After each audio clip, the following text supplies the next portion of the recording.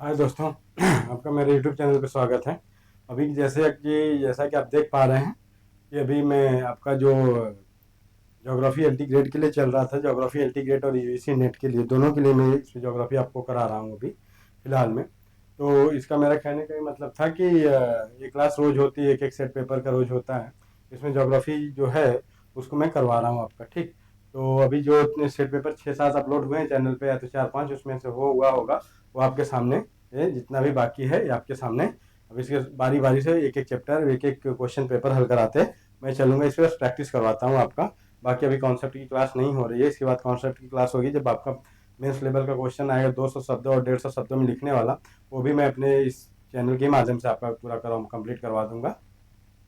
अभी हम लोग प्री लेवल की तैयारी कर रहे हैं, प्री के लिए, ठीक है। इसमें बस हम लोग प्री के लिए ही तैयारी कर रहे हैं। अभी एल्टी ग्रेड का क्या है, LT grade complete geography, Indian geography, और इसमें क्या मानचित्र जो मैपिंग का क्वेश्चन आता है ना आपका, उसको मैं इसमें पूरा करा रहा हूँ। मैपिंग का मतलब भौगोलिक चिंतन, क्या भौगोलिक चिंतन वाला क्वेश्चन इसमें हम पूरा करवा रहे हैं, ठीक। इसको कंप्लीट होने के बाद तो आप लोगों का क्या है, तो उसके बाद मेंस की में जो 150-200 जितने भी शब्दों में पूछवाए आयोग करवाएगा आपको, मैं इसको इस चैनल के अपने माध्यम से आपका, जैसे इंडियन ज्योग्राफी का मैं टोटल 300-400 क्वेश्चन मेंस का आपको करवाऊंगा और बताऊंगा कि मेंस में कैसे लिखना है अपने को, ठीक। इसके लिए इसी चैनल के माध्यम से हम पूरा करेंगे। तो चलिए आज का अगला क्वेश्चन देखिए क्या है अपना। आज का देखिए अभी अपना क्वेश्चन अगला क्या है, इसको सेट करना पड़ेगा ना मुझे।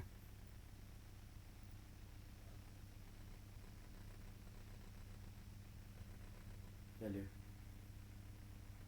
देखिए आज का पहला क्वेश्चन जो हम लोग का है सबका, हम लोग को पहला क्वेश्चन क्या देखना है कि क्वेश्चन नंबर इंडियन ज्योग्राफी का है, सेट नंबर 8 है, 56 नंबर क्वेश्चन से शुरुआत है। इसमें थोड़ी सी टाइपिंग मिस्टेक ये है कि इन्होंने क्या किया है कि ये जो इन्होंने क्या किया, ऊपर माथा भर दिया है इन्होंने, तो पूरा का पूरा एक में हो गया है। इसको थोड़ा सा आप लोग ध्यान रखिएगा, ठीक। इसको आप लोग थोड़ा सा ध्यान रखिएगा, ठीक है। चलिए शुरू करते हैं। पहला क्वेश्चन देखिए क्या कह रहा है। पहला क्वेश्चन है, गंगा नदी पे फरक्का बांध निर्मित किया गया था। गंगा नदी पे जो फरक्का बांध बनाया गया था बंगाल में, किस लिए बनाया गया था, ठीक। तो उसमें क्या लिखा है कि ऑप्शन में पश्चिम बंगाल को सिंचाई जल उपलब्ध कराने हेतु, बांग्लादेश के एक बड़े क्षेत्र को सिंचित करने हेतु, हुगली नदी में जल के प्रवाह को बढ़ाने के लिए, या तो फिर जल विद्युत उत्पादन के लिए। तो इसका आंसर क्या हो जाएगा, इसका आंसर हो जाएगा जल विद्युत उत्पादन में। इसके किस लिए किया गया था, जल विद्युत के उत्पादन में। देखो क्या है कि नदी पर निर्मित बांध, बांध होते एक बहुउद्देशीय परियोजना होती है। बहुउद्देशीय परियोजना का मतलब ये होता है कि एक उद्देश्य, कई उद्देश्य के लिए बनाई गई परियोजना। जैसे उससे क्या होगा, बाढ़ नियंत्रण, बिजली पैदा करेंगे आप सिंचाई के लिए, वहां से डाइवर्ट करके सिंचाई के लिए भी क्षेत्र में के लिए जल की उपलब्धता आप करवाएंगे नहरों के द्वारा। तो क्या होता है, उससे पर्यटन का भी विकास होता है। इसमें क्या होता है कि बहुउद्देशीय परियोजना का मतलब ये हो गया, एक उद्देश्य नहीं कई उद्देश्यों की पूर्ति के लिए हमने जो बांध है, जिस योजना बहुउद्देशीय परियोजना की हमने शुरुआत करी है, ठीक। ये क्या है, एक बांध बनाया गया था। किस लिए बनाया गया था भैया, जल विद्युत उपलब्ध उत्पन्न करने हो तो, ठीक, जल विद्युत उत्पन्न करने हो तो। चलिए अगला क्वेश्चन आप देख लीजिए। अगला क्वेश्चन आपका क्या क्या है। अधोलिखित पत्तनों में से भारत से लौ अयस्क के निर्यात में अग्रणी है। भाई देखो क्या है, ये आपका देखो, ये है पहला, ये है केरल में, ठीक, ये है केरल में। पारादीप है उड़ीसा में। पारादीप कहाँ है, उड़ीसा में। मारमा गोवा गोवा में है, चलो भैया, ठीक है। ये आंध्र प्रदेश में है, ये है आंध्र प्रदेश में, ठीक है।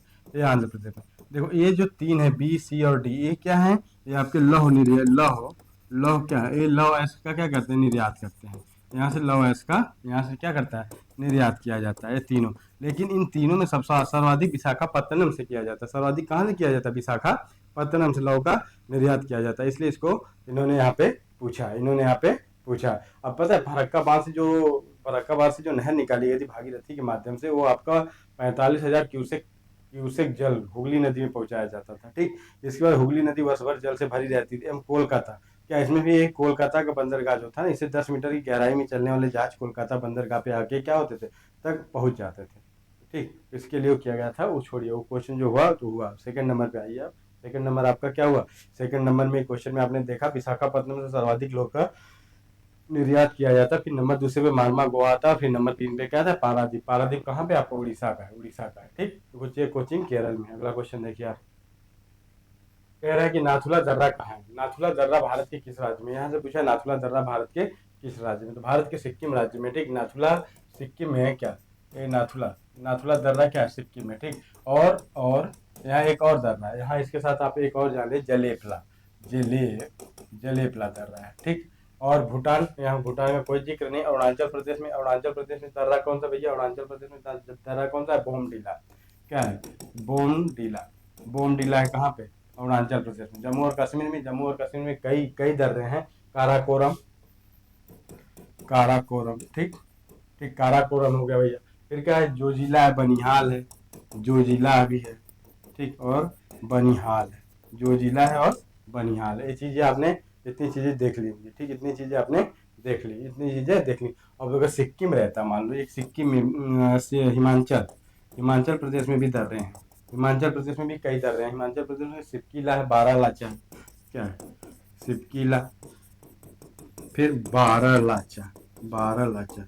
ये क्या है, ये सब दर्रे हैं। दर्रा होता क्या है, जैसे ये पहाड़ी है और ये पहाड़ी बीच में ये स्थान है, क्या है, दर्रा। इससे क्या होता है, आवागमन, आवागमन। पता है भारत पर आक्रमण जो हुआ था, भारत पर आक्रमण पहली बार, वो क्या दर्रा के ही सहारे हुआ, दर्रों के सहारे, दर्रों के ही सहारे हुआ था, ठीक। ये आपको एक यहाँ से इस वाले लोगों को, इस वाले लोगों को मिलाने का कार्य ये दर्रा करता है, ठीक। इसको ध्यान रखिए, दर्रा क्या है, दो पहाड़ियों के बीच टूटी ऐसे ऐसे है। अब जैसे ऐसे पहाड़ी ऐसे है, तो यहाँ पे क्या दर्रा का निर्माण ये हुआ है। तो दर्रा क्या है, आवागमन का साधन, आयात निर्यात, मतलब व्यापार भी होता है एक दूसरे के देशों से, इसमें किया जाता है, ठीक। अगला क्वेश्चन देखो, क्या कह रहे हैं, निम्नलिखित में से कौन सा सही सुमेलित नहीं, सही सुमेलित नहीं। अजंता है भैया महाराष्ट्र में, गुफा है अजंता में। पेराम्बूर तमिलनाडु में। उतक मंडकम, रामागुंडम क्या है, आंध्र प्रदेश में।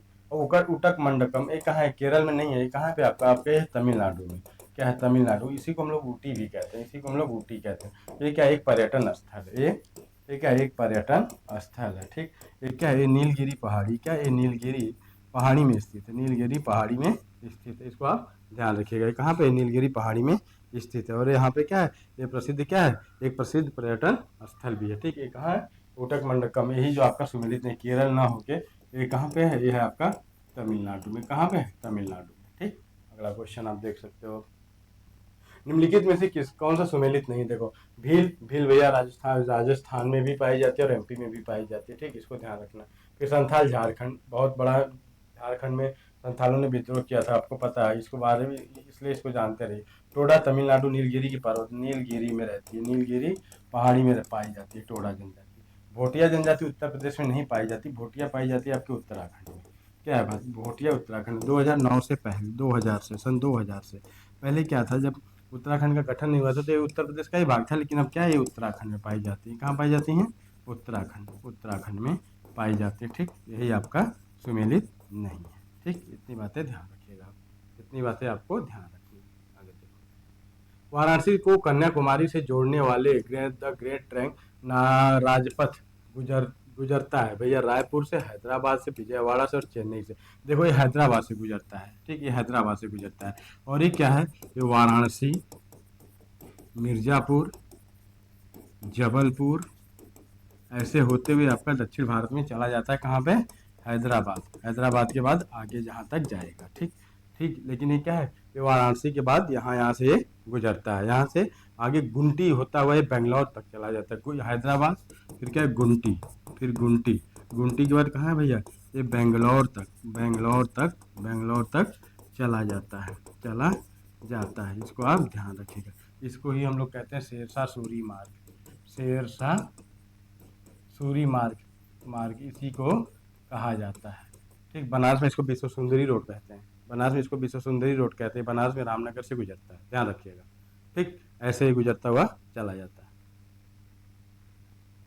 इसमें दिया कि जुड़वा नगर है, भारत के जुड़वा नगर कौन है, हैदराबाद, सिकंदराबाद, बेंगलोर, मैसूर, बम्बई, पुणे, दिल्ली और फरीदाबाद, ठीक। भारत के जुड़वा नगर हैं। इसमें से क्वेश्चन पूछा, भारत का जुड़वा नगर कौन सा है। तो भारत का जुड़वा नगर भैया आपको पता है, आज से नहीं कई दिन से आप पढ़ रहे हैं, हैदराबाद सिकंदराबाद, हैदराबाद सिकंदराबाद। ये क्या है, हैदराबाद सिकंदराबाद। देखो, एक क्या है, हैदराबाद सिकंदराबाद है। एक है आपका हावड़ा, हावड़ा का जुड़वा नगर, हावड़ा का जुड़वा नगर किसको कहते हैं, कलकत्ता को हम कहते हैं। कलकत्ता का जुड़वा नगर क्या है, हावड़ा, ठीक। आदि भारत के क्या, जुड़वा नगर के उदाहरण है, ठीक। ध्यान रखो इसको, ठीक।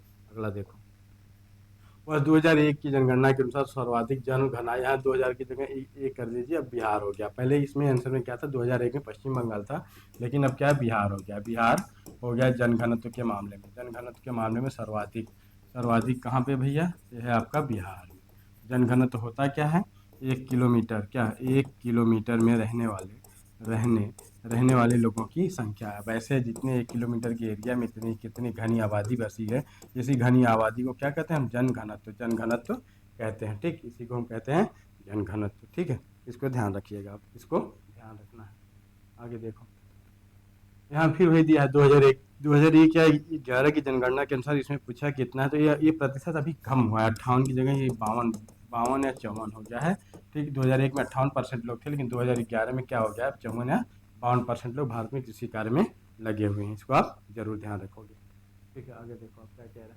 अधोलिखित में लौह इस्पात का सबसे बड़ा उत्पादक कौन सा है? लौह एवं इस्पात का सबसे बड़ा उत्पादक कौन सा है? भिलाई, बोकारो, दुर्गापुर और राउरकेला। अब देखो, पहले राउरकेला कहाँ भैया? उड़ीसा में। दुर्गापुर पश्चिम बंगाल, ध्यान रखना इस बात को, पश्चिम बंगाल। बोकारो झारखंड। भिलाई छत्तीसगढ़। चलो, इतनी जानकारी आपको यहाँ तक हो गई। तो इसमें पूछा है कि सर्वाधिक उत्पादन किसका होता है। ठीक है, सर्वाधिक उत्पादन इसमें किसका कर रहे हैं हम? भिलाई से करते हैं सर्वाधिक उत्पादन। आंसर ये सही हो जाएगा। क्या होगा इसका आंसर? एक सही हो जाएगा। ठीक, आगे देखो, नीचे दिए गए सूची 1 को सूची 2 से सुमेलित करना है, यही चीज़ इसको उनको पूरा करना है। इसमें पूछा सहायता से संयुक्त औद्योगिक केंद्र दिया और उद्योग दिया। चितरंजन में भैया क्या होता है? चितरंजन पश्चिम बंगाल में रेलवे इंजन लोकोमोटिव बनाया जाता है। काकीनाडा क्या है? पोरबंदर में क्या बनाया जाएगा? रिसरा में क्या है? अब देखो, रिसरा किसके लिए प्रसिद्ध है? रिसरा आपका अब देखो, पेट्रो रसायन के लिए क्या क्या महत्वपूर्ण भैया? इसमें 4 ऑप्शन दिया हुआ है, इसको आपको बताना है। इसमें आपको बताना है कि इसका आंसर क्या हो जाएगा। देखो, चितरंजन जो है आपका पश्चिम बंगाल में, नहीं क्या ये है आपका पश्चिम बंगाल, ये रेलवे के लिए प्रसिद्ध है। चितरंजन किसके लिए प्रसिद्ध है? और काकीनाडा कहाँ है भैया? काकीनाडा कहाँ पे है? यह है आपका आंध्र प्रदेश में। कहाँ पे है? यह आंध्र प्रदेश में। ये किसके लिए है भैया? आपका कागज के लिए। चलो ठीक, पोरबंदर कहाँ है भैया? पोरबंदर आपका गुजरात में है। पोरबंदर कहाँ पे है? गुजरात में है। चलो, पोरबंदर किसके लिए जाना जाता है? पोरबंदर किसके लिए जाता है भैया? सीमेंट के लिए जाना जाता है। सीमेंट के लिए जाना जाता है। रिसरा कहाँ है? रिसरा आपको पता है जूट की मिल है, ये जूट की मिल है। रिसरा कहाँ है? जूट की मिल, ये कहाँ है? ये भी आपका पश्चिम बंगाल में है। कहाँ पे है? पश्चिम बंगाल में। ठीक, इतनी बात। और पेट्रो रसायन जो 5वां पूछा हुआ है, जैसे पेट्रो रसायन का पेट्रो रसायन 5वां में क्या कर दिया है, इधर का आपको इधर कर दिया था। इसकी कोई आवश्यकता नहीं है अपने को, इसकी कोई आवश्यकता नहीं थी। ठीक, इसकी कोई आवश्यकता नहीं थी। ठीक, इसका आंसर हम बी कर देंगे। ठीक, इतनी बातें समझ में आ गई। चलिए आगे देखिए, निम्नलिखित में से किस राज्य में सर्वाधिक क्या पवन फॉर्म है? पवन फॉर्म मतलब हम लोग जो कहते हैं पवन चक्की भैया कहाँ पे? हिमाचल में, महाराष्ट्र, कर्नाटक और यहाँ पे गुजरात में। तो इसमें आपको पता है सर्वाधिक कहाँ पे भैया? सर्वाधिक गुजरात में। कहाँ पे पवन चक्कियाँ इसमें कहाँ है? सर्वाधिक गुजरात में है। सर्वाधिक पवन फॉर्म, एशिया का सबसे बड़ा पवन फॉर्म भैया तमिलनाडु के मुप्टान में स्थित है। कहाँ पे? मुंपडाल में स्थित है। गुजरात में पवन विक्षोभ मतलब 50 मेगावाट, कहते 5000 मेगावाट शक्ति का उत्पादन किया जा रहा है। जो इस राज्य में पवन की गति 20 किलोमीटर प्रति घंटा रहती है। राज्य में 20 किलोमीटर घंटा रहती है भैया। और ये क्या है? 5000 मेगावाट बिजली का क्या करता है? पवन ऊर्जा से बिजली का ये उत्पादन करता है। चलो भैया, इतनी बातें ध्यान रखेंगे। ठीक, इतनी बातें ध्यान रखेंगे। भारत की मौसमी दशाओं में असामान्य दशा परिणाम है अल नीनो के, जेट स्ट्रीम के, नाभिक की विस्फोटों के, बार बार आ रहे भूकंप के। देखो, इसमें एल नीनो ला नीनो की बात करी गई है। जो जब सक्रिय होता है तो सूखा, और जब नहीं होता तो बाढ़। ये स्थितियां हमेशा बरकरार रहती है। इसमें क्या है? ये एल नीनो की घटना है। एल नीनो की इसमें घटना का हमने जिक्र किया। ठीक, इसमें क्या है? एल नीनो की। एशिया का सबसे बड़ा पवन फॉर्म आपको बता दिया मैंने, तमिलनाडु में। चलो, एल नीनो एक उप सतही स्थायी गर्म जलधारा है। जो एल नीनो है ना, ये उप सतही मतलब सतह के ऊपर चलने वाली, मतलब जो हमारा सागर महासागर जहाँ पे चलती है, ये उप सतही एक जलधारा है। ठीक, जलधारा है। तो ये क्या करती है? जलधारा है जो प्रशांत महासागर के पेरू के तट से, मतलब ये पेरू के तट के निकट। हाँ, एक बात ध्यान रखना, एक गर्म जलधारा है। ध्यान रखिए, कभी कभी पूछता है तो ये गर्म जलधारा। एल नीनो गर्म, ला नीनो ठंडी। ठीक, तो हमने एल नीनो की बात करनी है हमें। तो ये क्या है? ये पेरू के तट से क्या होती है? निकट से प्रवाहित होती है, मतलब वहां से चलती है। ठीक, वहां से चलती है। यह जलधारा न केवल भारत बल्कि पूरे विश्व में, क्या पूरे विश्व की जलवायु को क्या करती है? असामान्य बना देती है।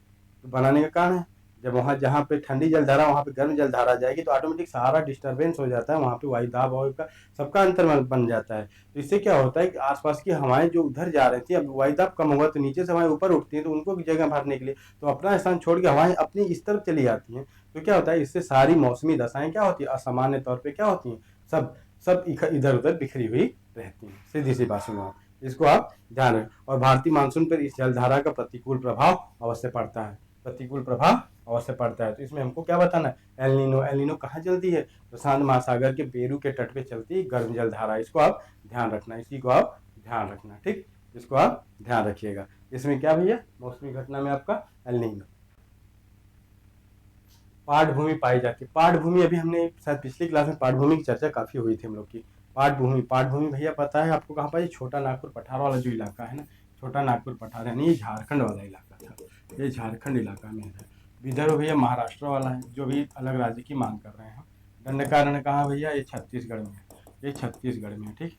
विंध्यन उच्च भूमि कहाँ भैया, ये आपकी उत्तर प्रदेश में है, ये आपके उत्तर प्रदेश और एमपी वाला इलाका है, उत्तर प्रदेश और एमपी वाला इलाका है। तो पाठभूमि का हमने जिक्र कहाँ किया था, पाठभूमि हमने पढ़ा था, कहाँ पे पढ़ा था भैया पाठभूमि को, पाठभूमि को हमने छोटा नागपुर पठार में मिला था। और ये ध्यान रखना, पाठभूमि जो है छोटा नागपुर पठार, यहाँ पर हमको क्या मिलती है, यहाँ हमें लेटेराइट मिट्टी मिलती है भैया, क्या ध्यान रखना है, यहाँ हमें क्या मिलती है, लेटेराइट मिलता है, यहाँ हमें लेटेराइट मिट्टी मिलती है, मिट्टी मिलती है, ठीक। इतनी बातें तो आप जरूर जरूर से याद रखोगे। बाकी जो इसमें जो भी और कुछ ऐड करना होगा, जब ऐड करना होगा तो हम ऐड करा लेंगे, ठीक। इतनी बातें तो जरूर ध्यान रखोगे आप, इतनी बातें जरूर ध्यान रखोगे। चलो अगला क्वेश्चन देख लो।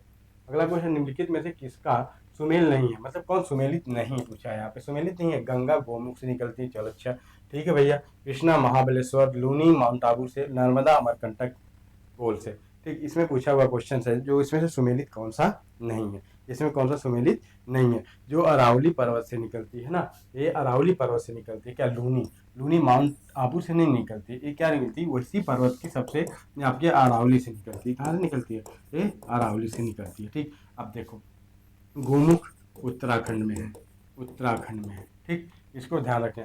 जो कृष्णा कृष्णा नदी हमारी निकलती है भैया, ये पश्चिम अजमेर से 500 मीटर की ऊंचाई से निकलती है, कौन है, बालतोरा का, बाला तोरा, इसका जल मीठा और से नीचे खारा होता है, ठीक। इसको ध्यान रखिएगा, इसको आप ध्यान रखिएगा।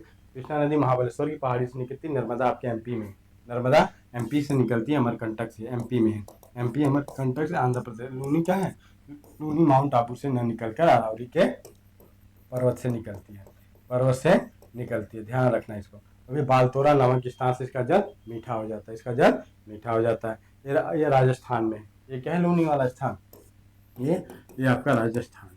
आप इसको राजस्थान से याद रखोगे, भूलिएगा नहीं इसको। ये क्वेश्चंस कभी भी पूछे जा सकते हैं, ऑनलाइनर या जोड़ो मिलाओ यहाँ से जैसे क्वेश्चन मिला, कौन सुमेलित नहीं है, इसको ध्यान रखें। गंगा नदी गोमुख से निकलती है, उत्तरकाशी उत्तराखंड में है, ठीक। गंगा की कुल लंबाई आपको पता है 2525 किलोमीटर है, और गंगा सर्वाधिक कहाँ बहती, कहाँ नहीं बहती, सब सारी चीज़ें तो हमने आपको इस पर बता ही दिया था, इस पर सारी चीज़ें हमने बता रखी थी। आगे देखो, भावर एक भू स्वरूप है जो निम्नलिखित में से, भावर, भावर देख हमने पढ़ा था ना, एक खादर, भावर, तराई, पांगर, ठीक, ये सब चीज़ें थी। क्योंकि पश्चिमी घाट के किनारे, सतपुड़ा के किनारे, विंध्याचल पर्वत के किनारे, शिवालिक के किनारे। अब देखो ये जो भावर का है ना, ये भावर का निर्माण जो हम करेंगे, ये हम शिवालिक के नीचे करेंगे, जो सबसे ऐसे पहाड़ी, जो सबसे निचली पहाड़ी है, दक्षिण हिमालय की सबसे दक्षिणतम बिंदु है। इसके बाद हमने शिवालिक में क्या किया, भावर, भावर का विस्तार सर्वाधिक शिवालिक के दक्षिण में सिंधु और तीस्ता के बीच, सिंधु और तीस्ता का जो जल क्षेत्र है उसमें, उसमें क्या है, वहाँ से अविच्छिन्न रूप से मिलता है, और इसका निर्माण हिमालय से निकलने वाली नदियों द्वारा लाई गई, जो हिमालय से नदियाँ निकलती है ना उसके द्वारा लाई गई, जैसे जलोढ़, जिसके साथ बजरी से हुआ, इससे द्वारा बजरी और जो भी उसके साथ मृतिकाएँ लाई जाती हैं, उससे इसका निर्माण होता है। इसे शिवालिक का जड़ और पंख भी कहा जाता है, इसको बांगर कहते हैं। यहाँ बाढ़ का पानी भावर में नहीं जाता, ठीक, भावर में नहीं जाता, पंख भी कहते हैं। और इसकी परंपरागत अधिक होने के कारण नदियों में अंतर्ध्यान हो जाती है। यहाँ पे नदियाँ क्या होती हैं, इसकी एक विशेषता होती है, भावर वाले इलाके में नदियाँ आके अंतर्ध्यान मतलब तराई जैसे क्या होती हैं। अब जैसे यहाँ भावर वाला इलाका है, तो नदी आ रही, तो नदी इसमें गायब हो जाती है, इसमें नदी गायब हो जाती है। भावर वाले क्षेत्र में क्या होती है, नदी गायब हो जाती है, लुप्त हो जाती है, ठीक। कहाँ का इलाका भैया, ये शिवालिक के दक्षिणतम किनारे, तो शिवालिक के किनारे है, ठीक, इसको आप भूलिएगा नहीं। पश्चिमी उप हिमालय क्षेत्र में स्थित विवर्तनिक जलोढ़ अनुदैर्ध्य घाटियों को निम्नलिखित में से किस नाम से जाना जाता है? द्वार, करेवा, दून और खट। अब देखो आप, ये चीज़ बहुत अच्छा क्वेश्चन है यहाँ पे। इस क्वेश्चन को आपको हमेशा हमेशा के लिए याद रखना पड़ेगा। ये क्वेश्चन आपको हमेशा हमेशा के लिए याद रखना पड़ेगा। ये क्वेश्चन क्या पूछा है, इस क्वेश्चन को आप देखिए क्या क्या है। ये पूछा है कि पश्चिमी उप हिमालय क्षेत्र में विवर्तनिक जलोढ़ अनुदैर्ध्य घाटियों को निम्नलिखित में से किस नाम से हम पुकारते हैं? चलो भैया, इसको आप करो। ठीक, इसको हम कहते हैं, किसको? दून। दून। दून। ये क्या कहते हैं? घाटी को हम कहते हैं। शिवालिक के उत्थान के दौरान, देखो इसी में पूरी कहानी बता दूं। शिवालिक के उत्थान के कारण क्या हुआ? हिमालय की नदियों का प्रवाह बाधित हुआ। ठीक, जब हुआ तो बाधित हुआ। अब शिवालिक तथा मध्य हिमालय के बीच अस्थायी झीलों का निर्माण हो गया। हिमालय और शिवालिक के बीच क्या हुआ? अस्थायी झीलों का निर्माण हो रहा है। आगे चलकर नदियों द्वारा लाए गए मलबों से ये झील भर गई। जब आगे चल के उसमें नदियाँ अपना मलबा छोड़ती गई, वो झील का क्या हुआ? वो झील गई भर। वो झील क्या हुई? वो झील भर गई। तो भर गई, जब झील भर गई तो नदियों द्वारा शिवालिक के अपर्दन, अब क्या, नदियों के द्वारा जब शिवालिक का अपर्दन के पश्चात क्या हुआ? झीलों का जल प्रवाहित हो गया। झीलों का जल जब प्रवाहित हो गया तो ये झीलें मैदान में परिवर्तित हो गई। ये झीलें क्या हुई? बाद में मैदान में परिवर्तित हो जाती हैं, जिन्हें हम क्या कहते हैं? जिन्हें हम दून कहते हैं। देहरादून, पलटी दून, वहाँ पे जितने उत्तराखंड के दून, जितने भी दून हैं, उसको हम दून के नाम से जानते हैं। अब करेवा उत्तर प्रदेश, करेवा जम्मू कश्मीर में पाया जाता है। करेवा क्या है? ये जम्मू कश्मीर में मिलता है। दून क्या है भैया? उत्तराखंड में है। उत्तराखंड की राजधानी देहरादून। क्योंकि पाटली दून है। कई दून है। फिर भैया क्या है? द्वार। ये द्वार क्या है? द्वार का भी आप बताइए, मैदान ही होता है, लेकिन द्वार का निर्माण होता कैसे है, इसको आपको बताना पड़ेगा। अगला क्वेश्चन देखो आप क्या कह रहा है। हिमालय के निम्नलिखित बांधों में से कौन पाकिस्तान में? हिमालय में जितने बांधों का निर्माण हुआ है, इसमें पूछा कौन सा भारत में नहीं है, पाकिस्तान में। तो आपको मालूम होना चाहिए भैया कि कौन सा पाकिस्तान में। तो फिर मंगलाबाद जो है ना, ये आपका क्या है? ये मंगलाबाद जो है ये आपका पाकिस्तान में। मंगलाबाद कहाँ पे है? पाकिस्तान में मंगलाबाद कहाँ पे भैया? ये पाकिस्तान में। भाखड़ा नांगल बात अच्छी तरह पता है, सलाल बात पता है, थीन का बात पता है, सारी चीज़ें, इतनी बातें तो पता ही होनी चाहिए। अब सारी चीज़ें एक एक लेके चलने का मतलब टाइम बहुत होगा, आपको सेट पेपर करना है। आगे देखो, निम्नलिखित युग्मों में से कौन सही सुमेलित नहीं? नीचे दिए गए कूट का सही उत्तर का चयन करिए। इडुक्की थर्मल पावर तापी शक्ति, कालागढ़ जल विद्युत शक्ति, तारापुर आणविक शक्ति तथा पथरी थर्मल पावर तापी शक्ति। इसमें से पूछा है कौन एक सुमेलित नहीं है। इसमें से पूछा है कौन सा दिए गए कोड में सही सुमेलित है ना। सही उत्तर देना है। सही उत्तर देना है हमको, तो इसका आंसर क्या हो जाएगा? इसका आंसर देखो, कालागढ़ क्या है? जल विद्युत उत्पादन है। तारापुर महाराष्ट्र आणविक विकास। पथरी क्या है भैया? थर्मल पावर तापी शक्ति का केंद्र है। ये क्या है? ये सब आपके सही। इडुक्की केरल में जल विद्युत परियोजना स्थित है। ये थर्मल पावर नहीं है, ये थर्मल नहीं, ये जल विद्युत है। ये जो क्या है? ये आपकी केरल में है। इडुक्की केरल में है। ये क्या है? ये आपकी जल विद्युत परियोजना है। ये आपके जल विद्युत परियोजना है। ठीक ठीक, थर्मल पावर एनर्जी नहीं है, ये थर्मल पावर तापी शक्ति नहीं है। ये क्या है आपका भैया? ये जल विद्युत इससे, और यह पेरियार नदी पे बनाएगा। इडुक्की अगर पूछ दिया आपको कहाँ किस नदी पे है, तो ये पेरियार नदी पे है। किस नदी पे है इडुक्की? इडुक्की आपकी पेरियार नदी पे बनाई गई एक परियोजना है। इसको आप ध्यान रखोगे। ठीक, अगला क्वेश्चन देखो क्या कह रहा है। अगला क्वेश्चन आपको क्या कह रहा है? अगला क्वेश्चन यहाँ पे देखो क्या कह रहा है। अगला क्वेश्चन देखो क्या कह रहा है।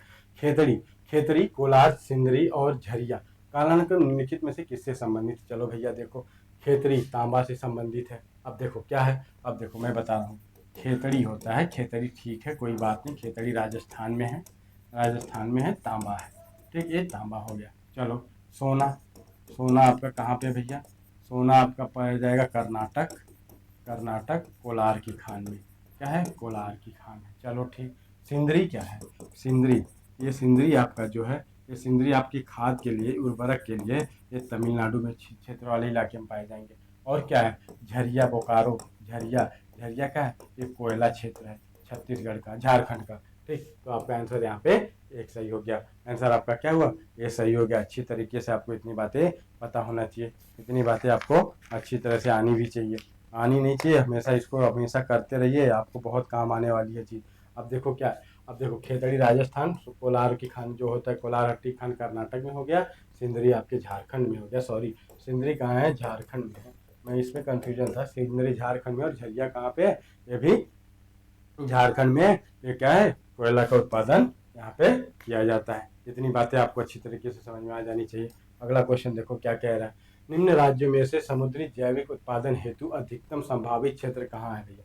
समुद्र जैविक उत्पादन, अभी हमने आज सुबह सुबह एक करंट में आपको बताया था क्या, सी ओशन के बारे में हमने बात करी थी, तो उसमें यही क्वेश्चन आपको पूछा हुआ है।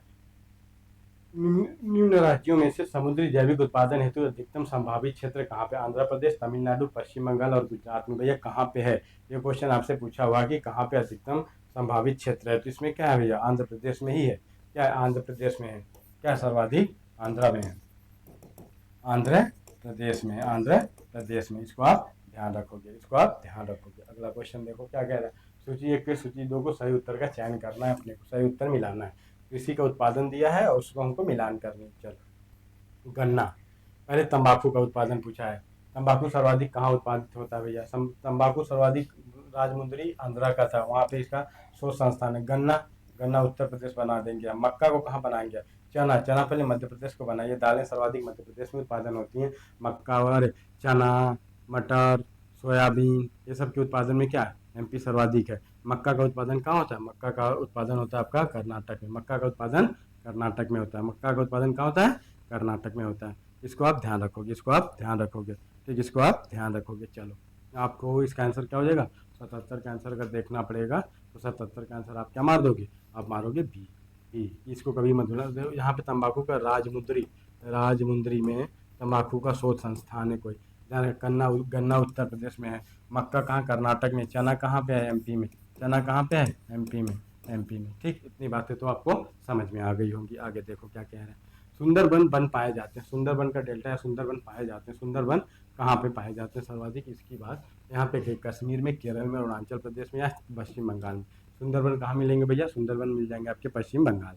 सुंदरबन कहाँ मिलेंगे, पश्चिम बंगाल के गंगा और ब्रह्मपुत्र के जहाँ डेल्टा बनता है, गंगा और ब्रह्मपुत्र के डेल्टा, डेल्टा में क्या है, सुंदरबन का निर्माण होता है। भारत में मैंग्रोव वनस्पतियों का सबसे बड़ा क्षेत्र है। मैंग्रोव वनस्पतियों का सबसे बड़ा ये एक क्षेत्र होता है। ठीक, क्षेत्र है। सुंदरी नामक वृक्ष अधिक मिलते हैं। इसमें क्या है, ये जो सुंदरबन है यहाँ पे सुंदरी, क्या है यहाँ सुंदरी, सुंदरी नामक वृक्ष मिलते हैं। सुंदरी नामक वन मिलता है, इसलिए इसको हम कहते हैं सुंदरी। ये पश्चिम बंगाल में है। ये क्या है, गंगा व ब्रह्मपुत्र, क्या है, गंगा व ब्रह्मपुत्र के डेल्टा, के डेल्टा में इसका क्या होता है, इसका निर्माण होता है। का इसका निर्माण होता है। इतनी बात तो आपको समझ में आ गई होगी, इतनी बातें तो समझ में आ गई होती। और क्या, इन वन में वृक्षों की जड़ें क्या है, जटा के समान होती है। इसमें क्या होती है, जो जटे, इनकी जड़ें होती हैं ना, इनकी जड़ें सुंदरी बन के, ये जो सुंदरी बन की जड़ें हैं, पौधों में जो जड़ें होती हैं वो क्या, वो जटा के समान होती है, जटा के समान होती हैं, जटा के समान होती हैं, जटा के समान होती हैं। ये क्या है यहाँ पे, बाढ़ और मृदा अपर्दन, क्या बाढ़ और मृदा अपर्दन से क्या करती है, ये रक्षा करती है। क्या करती है, ये रक्षा करती है।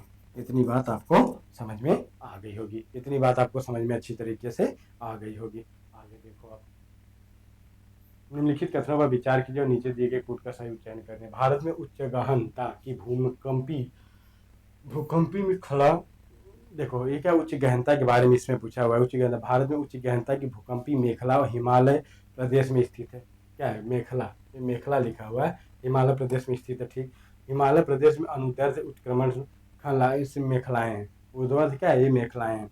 इसका आंसर क्या है, ए और आर सही है। उसकी व्याख्या भी कर रहा है, इसकी क्या कर रहा है, इसकी व्याख्या भी कर रहा है। इसका आंसर ए सही है। आगे देखो, इसको क्या, सुमेलित को सुमेलित करना है। जलोढ़ नाइट्रोजन और ह्यूमस में संपन्न। लाल मिट्टी अत्यधिक निच्छालन होता है।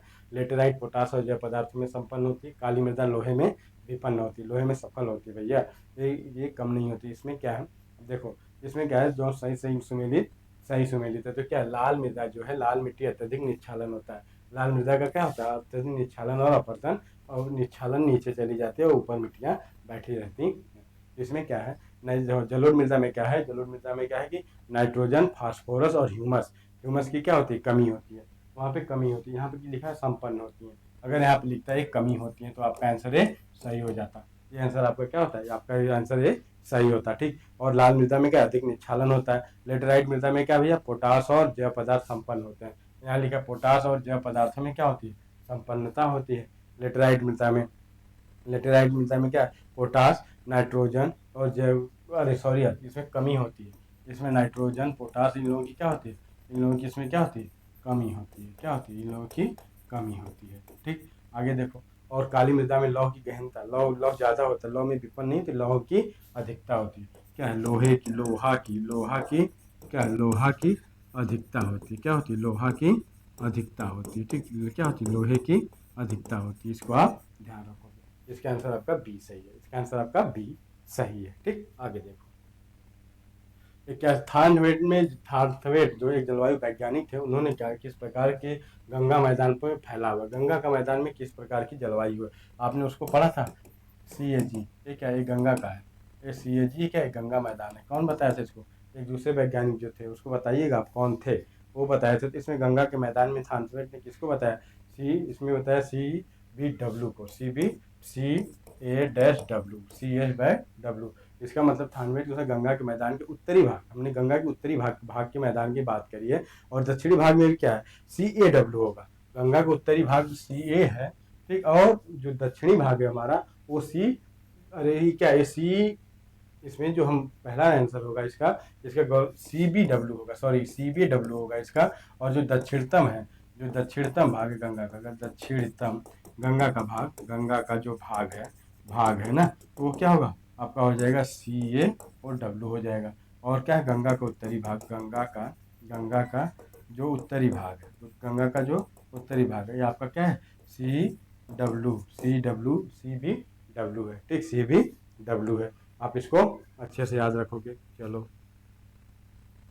अधोलिखित में से कौन सा एक अक्साई चीन प्रदेश में स्थित है? काराकोरम श्रेणी, कश्मीर घाटी, लद्दाख पठार, पीर पंजाब। और हम कल जाएंगे PDS लेने। तो जो सबसे ऊपर वाला इलाका है उसकी बात हम कर रहे हैं। तो हमारा क्या है? लद्दाख का जो पठार है ना, अभी लद्दाख में भी वायलेंस चल रहा है। लद्दाख वाला जो इलाका है उसमें वायलेंस चल रहा है। अक्साई चीन क्या है? भारत और भी, ये जो अक्साई चीन है ना, ये जो अक्साई चीन लिखा है क्या है? ये और भारत और क्या है? चीन के बीच क्या है? भारत और चीन के बीच क्या है? ये विवादित स्थान है। ये क्या है? ये विवादित स्थल है। एक विवादित स्थल है। ठीक है, क्या है? ये विवादित स्थल है। इसको आप ध्यान रखोगे। ये लद्दाख पठार वाला भाग है। ठीक है, लद्दाख पठार वाला भाग है। तो विवादित है, वर्तमान समय में इसमें चीन का कब्जा। अक्साई चीन में भैया कब्जा किसका है? वर्तमान में यहाँ पे चीन का कब्जा है। चीन का कब्जा है। क्या है? यहाँ पे चीन का कब्जा है। ठीक, इसको आप ध्यान रखना। अगला क्वेश्चन देखो आप क्या कह रहे हैं। निम्नलिखित राज्यों में से किस एक में सबसे लंबी तट रेखा है? तट रेखा यानी ये है जो समुद्री इलाका, यहाँ से लेके यहाँ तक। तो इसमें प्रायद्वीपीय भारत में सबसे लंबी तट रेखा पूछा हुआ है, किस राज्य की? तो देखो, इसमें अगर आंध्र प्रदेश है, अगर इसमें गुजरात रहता, इसमें अपना गुजरात रहता, तो पहले नंबर पे क्या आता है? गुजरात। दूसरे पे आता है आंध्र प्रदेश। दूसरे पे क्या है? आंध्र प्रदेश था। ठीक, लेकिन गुजरात नहीं होने के कारण हमने आंध्र प्रदेश को इसमें आंसर किया है। हमने आंसर आंध्रा को कर दिया है। इसमें से आंध्रा को आंसर कर दिया गया है। ठीक, इतनी बातें ध्यान रखोगे आप। चलो, भारत में प्राचीनतम शैलें पाई जाती हैं? अरावली कुडप्पा तंत्र में, गोंडवाना में, विंध्य में और हिमालय तंत्र में। अब देखो, प्राचीनतम भैया किस में पाई जाती हैं? आपको बताना प्राचीनतम किस में पाई जाती है। अरावली आया ना, तो अरावली कुडप्पा तंत्र जो है इसी में, अरावली और कुडप्पा कर्नाटक और राजस्थान वाले इलाके में इसका क्या विस्तार है। और इसी में क्या पता है सारा? अरावली पर्वत का निर्माण धारवाड़ चट्टानों से हुआ है। आपको मालूम है अरावली का जो निर्माण हो रहा है वो धारवाड़ चट्टानों से हुआ है। धारवाड़ के चट्टानों से हुआ है। धारवाड़ के चट्टानों से हुआ। इसके पश्चात क्रम से कुडप्पा बिंध्यन और क्या? गोंडवाना। कुडप्पा, बिंध्यन और गोंडवाना का स्थान आता है। ठीक है, इसलिए हिमालय क्षेत्र नवीन संरचना की अधिकता है। हिमालय में क्या है? और जितने भी हैं उसमें नवीनता है, लेकिन इसमें सबसे पुराना कौन? अरावली और कुडप्पा। ठीक, आगे देखो।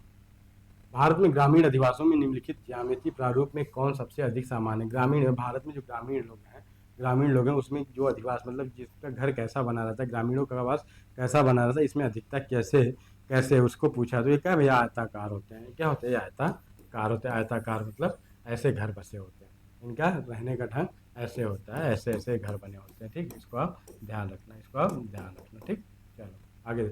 अरी होता है, भित्ती होता है, किसी पोखरे और झील के किनारे। अरी होता है क्या? इसे रोड के किनारे समानांतर लोग चलते हैं, समानांतर होता है रोड के किनारे। अरी क्या होता है? ऐसे ऐसे नदियों के किनारे इनका घर बसा होता है। ठीक, चलो आगे देखो क्या कह रहे हैं। भारत में अधिकांश ग्रामीण बस्तियां आयताकार हैं। ठीक, और इसका कारण पता है? खेतों का आकार सामान्यतः आयताकार होता है। भारत में खेतों का आकार सामान्यतः क्या होता है? ऐसे ही तो खेत बटे रहते हैं, ऐसे ऐसे ऐसे। अगर कोई घर बनाएगा तो ऐसे बना लेगा। तो क्या है? इनका खेतों का क्या है? खेतों का आकार, जो खेतों का आकार है ना, खेतों का आकार जो है वो क्या है? ये आयताकार है। आयताकार। ऐसे थोड़ी नहीं है, ऐसे नहीं, इसलिए क्या है यहाँ पे ग्रामीण आदिवासियों का प्रतिरूप कैसा है, ग्रामीण प्रतिरूप आयताकार है, आयताकार। निम्नलिखित में से कौन भारत में खनिज उत्पादन की दृष्टि से महत्वपूर्ण क्षेत्र है? खनिज के उत्पादन से महत्वपूर्ण है दक्कन का पठार, छोटा नागपुर का पठार, मालवा का पठार और मैसूर का पठार। इस क्वेश्चन का आंसर आपको देना पड़ेगा।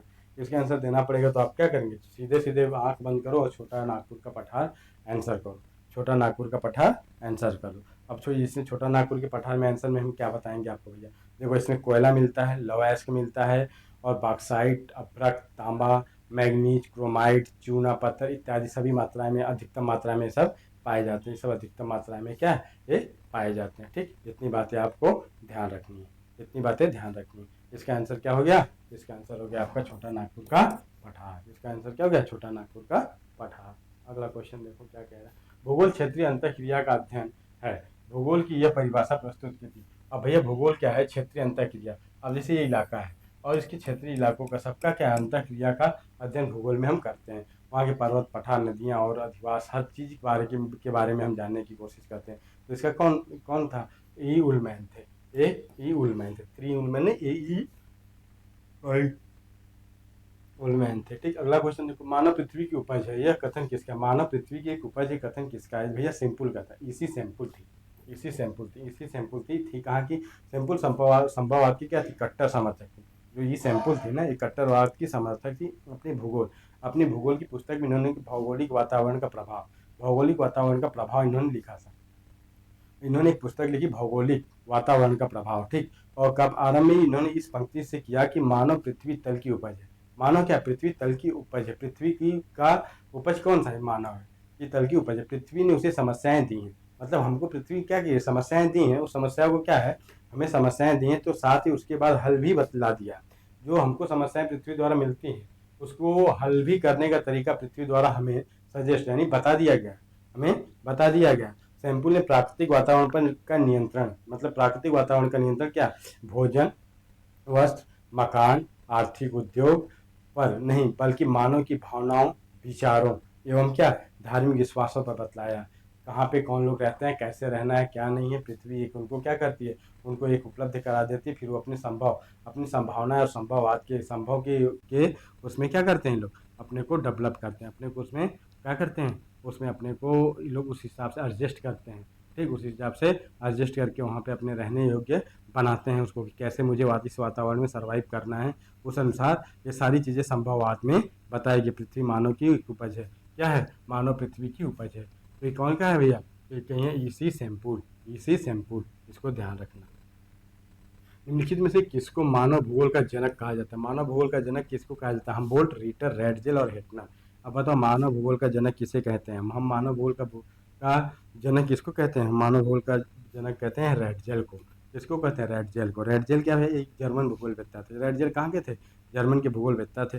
और एक क्या को राजनीतिक भूगोल का पिता कहते हैं। और फिर क्या है, मानव भूगोल का जन्मदाता कहा जाता है। राजनीतिक भूगोल का पिता और मानव भूगोल का क्या, इनको जन्मदाता भी कह देते हैं लोग। चलो ठीक, इतनी बातें तुमको समझ में आ गई। ये जो एंथ्रोपोजियोग्राफी, एंथ्रोपोजियोग्राफी एवं राजनीतिक भूगोल उनकी प्रमुख रचनाएं, दो रचनाएं हैं, एक एंथ्रोपोजियोग्राफी और क्या है, एंथ्रोपोजियोग्राफी और राजनीतिक भूगोल। इनकी महत्वपूर्ण 2 किताबें इन्होंने क्या करी थी, लिखी थी। इन्होंने इन 2 किताबों को क्या कहता है, इन्होंने लिखा था। चलो भैया इतनी बातें समझो।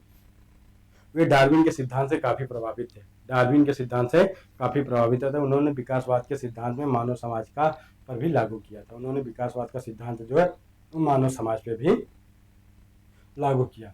उन्होंने क्या किया, वो डार्विन के क्या है, डार्विन के सिद्धांत से काफी प्रभावित थे। अब डार्विन का सिद्धांत क्या है आपको मालूम होना चाहिए, बताइए। सर्वाइवल ऑफ फिटेस्ट वाली जो थ्योरी है उसको बताइए। रेड जेल को क्या कहते हैं, मानव भूगोल का भी जनक क्या है, इनको क्या कहते हैं, ये एक जर्मन के भूगोलवेत्ता थे। और इनको क्या है, राजनीतिक भूगोल का पिता भी कहते हैं और मानव भूगोल का जन्मदाता कहा जाता है। ठीक, अगला क्वेश्चन देखो क्या कह रहा है। पुरातन काल में मानव भूगोल की आधारशिला रखी थी। पुरातन काल में मानव भूगोल की क्या आधारशिला किसने रखी थी, ये क्वेश्चन यूनानी भूगोलवेत्ताओं ने, रोमन भूगोलवेत्ताओं ने, मिस्र के भूगोलवेत्ताओं ने और जर्मनी के। सारे काम तो जर्मनी द्वारा किया जा रहा था। तो हम लोग क्या सोचते हैं, हम लोग सोचते हैं जर्मनी को, लेकिन ऐसी बात नहीं। हमें देखना है, हमें यूनानी भूगोलवेत्ताओं के द्वारा वैज्ञानिक दृष्टि से क्या है, मानव भूगोल के विकास की शुरुआत 18वीं शताब्दी में होती है, चलो ठीक में हुई, परंतु मनुष्य व वातावरण के प्रभाव प्रभाव के हिसाब के कई शताब्दी पूर्व ही समझ जाने लगा था। मानव जो है पहले से ही अपने ऊपर मानव जो वातावरण का क्या है, जो शुरुआत इसमें भूगोल वातावरण के प्रभाव को कई शताब्दी पहले से ही मानव क्या था, समझा जाने लगा था। और इससे क्या है 6वीं शताब्दी में थेल्स और एनेक्सीजेंडर थे। एक एनेक्सीमेंडर थे जो जलवायु तथा जलवायु और वनस्पति का क्या था, मानव समाज में पड़ने वाले प्रभाव का वर्णन किया था। जलवायु और वनस्पति का क्या प्रभाव मानव समाज पे पड़ता है, इसकी सारी बातें बताई थी। कौन बताया था इसको? कौन बताया था? आपको मालूम होना चाहिए इसको कौन बताया था भैया। इसको बताया थे आपके पोरोथेल्स एंड एनेक्सीमेंडर जलवायु क्या थे, जलवायु और वनस्पति का समाज पर क्या असर है, उन्होंने बताया था। सबसे पहले पुरातन काल में मानव भूगोल की आधारशिला किसने रखी? यूनानी भूगोलवेत्ताओं ने। मानव भूगोल में जेनरे डी वाई सिद्धांत के प्रवर्तक कौन थे? जेनरे डी वाई के सिद्धांत के प्रवर्तक कौन थे मानव भूगोल में? ये क्वेश्चन आपसे पूछा गया है। ये क्वेश्चन भी भैया विडाल डी लाप्लास। कौन? Vidal de Laplace.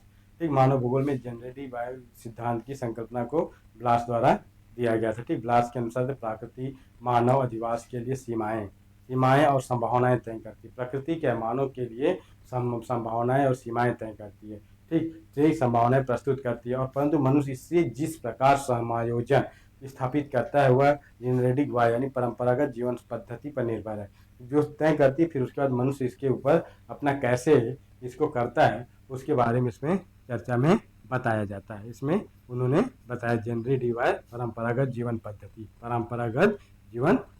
इसको हम नाम दिए थे। कौन दिया था भैया? विडाली लाप्लास।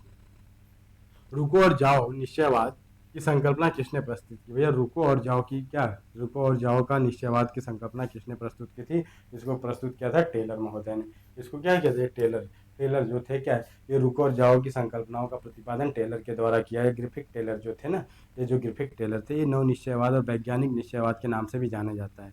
इसको नव निश्चयवाद और वैज्ञानिक निश्चयवाद के नाम से भी हम लोग जानते हैं। ये जो ग्रिफिथ टेलर थे, ठीक, और इनके अनुसार मनुष्य न तो प्रकृति का दास है और न ही उसका स्वामी है। मतलब इनका कहना है कि मनुष्य प्रकृति का दास नहीं है लेकिन स्वामी भी नहीं है। इसको ध्यान रखना, दोनों चीज़ें नहीं है, हम दास भी नहीं है लेकिन हम स्वामी भी नहीं। इसका मतलब हम उसके नीचे ही रहेंगे, इसको आप ध्यान रखें। कौन कह रहा है?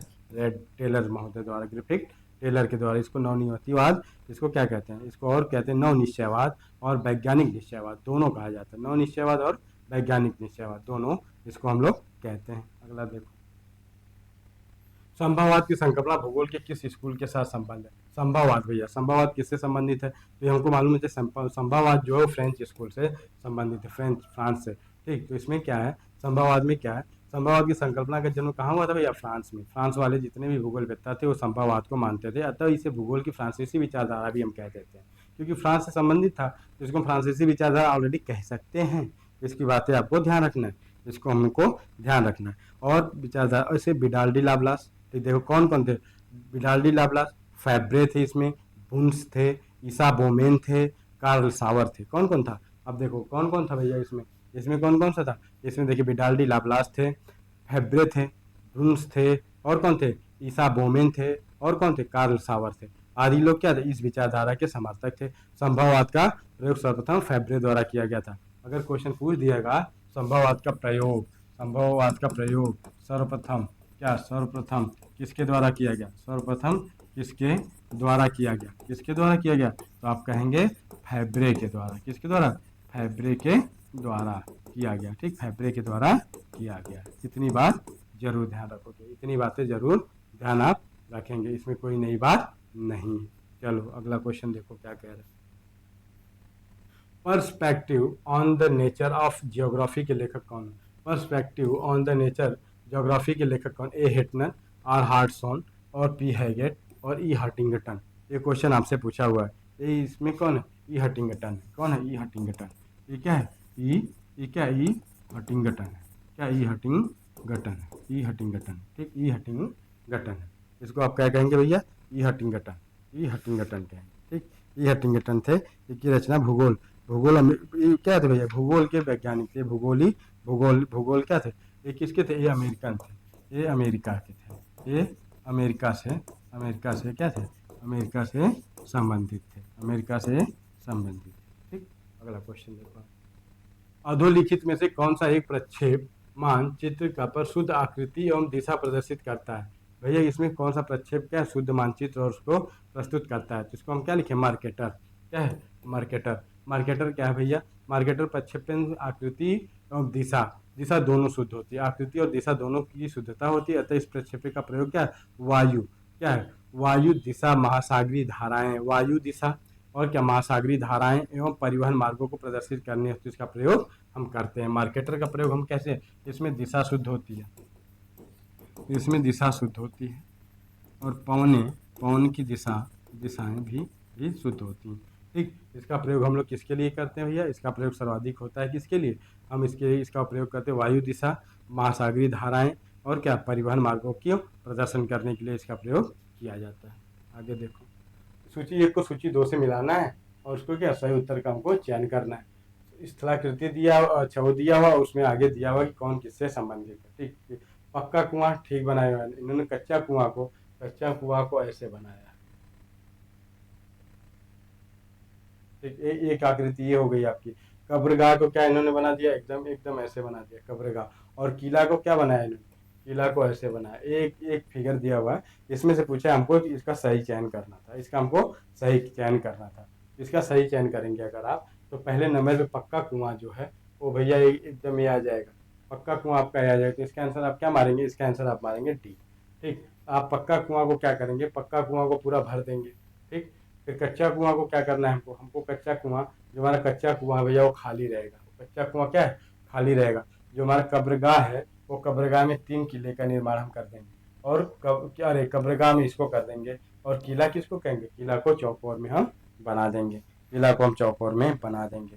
इतनी बातें ध्यान में आ गई आपको। अगला क्वेश्चन देखो, भारत एवं समीपस्थ देश क्रम में के स्थलाकृति मानचित्रों का निर्माण होता है? बेलनाकार शुद्ध क्षेत्रफल प्रक्षेप पर, सेंसन फ्लेम स्ट्रीट प्रक्षेप पर, परिष्कृत बहुशंकुआकार प्रक्षेप पर, मार्केटर प्रक्षेप पर, इस पे इसका होता है। तो पता है परिष्कृत बहुसंख्यीय जो होते हैं उस पर हम इसका अनुपात करते हैं, बहुशंकुआकार प्रक्षेपण पर। ठीक, ये क्या है, भारत एवं समीपस्थ देश के क्या है, एक क्रम में क्या स्थलाकृति मानचित्र का निर्माण संभव होता है, क्या कहते हैं, बहुसंख्यक प्रक्षेप पर होता है। ठीक, अगला क्वेश्चन देखो आप। देखो एक क्वेश्चन तो भैया कुछ बनाया गया था लेकिन इसमें हमको वो नहीं मिल पाया, तो इसका आंसर इसको छोड़िए, क्वेश्चन को कट कर दीजिए आप। अगला क्वेश्चन देखो, उस मापनी का नाम बताइए जो किसी भी देश में वहाँ की प्रचलित माप की इकाई के अनुसार प्रयोग में लाई जाती है। ठीक, कथनात्मक मापक, प्रदर्शक भिन्न, रैखिक मापक होता है और साधारण मापक होता है। इसमें से कौन सा मापक होता है जिसका हम लोग प्रयोग हमेशा करते हैं? आपको क्या कहते हैं, प्रदर्शक भिन्न होता है। क्या होता है, वो होता है प्रदर्शक भिन्न। मानचित्र पर धरातल पर मापी गई दूरियों के अनुपात को प्रदर्शित करने वाले, धरातल पर मापी गई दूरियों के अनुपात को प्रदर्शित करने वाली भिन्न, प्रदर्शक भिन्न कहा जाता है। उसको जो हम प्रदर्शित करते हैं उसको प्रदर्शक भिन्न कहा जाता है।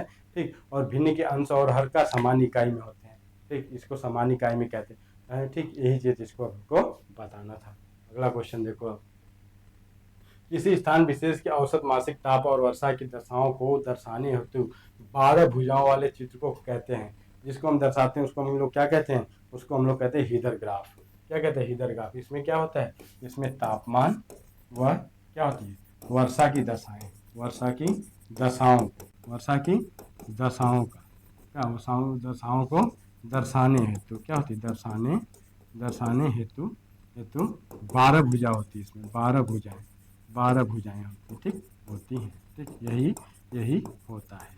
ठीक, यही होता है। ये क्वेश्चन पेपर आपके पूरे हुए आज। LT ग्रेड और UGC नेट के लिए जो आपके क्वेश्चन है, सेलेक्टेड क्वेश्चन है, मैं उसको प्रीवियस ईयर में कहीं ना कहीं पूछा हुआ क्वेश्चन था, इसको आप लोगों का मैंने करवा दिया। अगली क्लास जब होगी तो इसके आगे वाली क्लास में हम लोग अगला देख लेंगे। ठीक, अभी इसके अगले वाली क्लास में हम लोग अगला देखेंगे। आज के लिए सिर्फ आप लोगों का इतना ही। आप लोगों का बहुत बहुत धन्यवाद।